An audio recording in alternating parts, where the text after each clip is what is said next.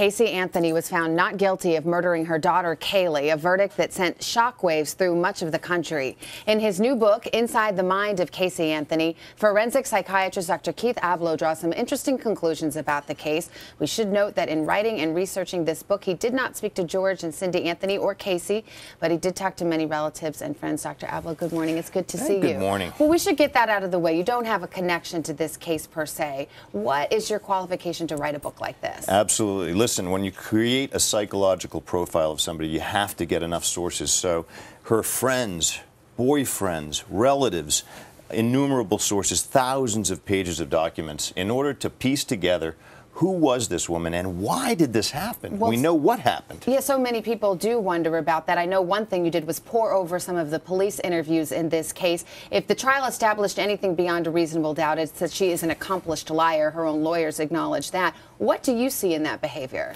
Well, here's the thing. This is a woman with no internal self. She grew up with a psychological assassin for a mother. We're talking about somebody who didn't even know her own daughter was 7 months pregnant. Well, you use it. That's a pretty loaded term. What does that mean? It means that she was intent on not recognizing Casey Anthony as a real person and somebody worthy of responding to in a genuine fashion. Why else would she permit her father, why would Cindy Anthony permit her husband to be at the foot of the bed when Casey Anthony delivered Kaylee? Can you imagine the humiliation that that subjects a woman to? Well, I know but you she wasn't even there. At that point, she was annihilated already. I know you draw a lot of conclusions, in particular from that episode where George Anthony is in the delivery room as his daughter gives birth. Outrageous. I mean, just to play devil's advocate here, here's a single unwed mother. Yeah. No, but I mean, some people might say, well, who's going to be there to support her at the in foot the delivery of the bed? room? Well, if you didn't have all the other facts of not knowing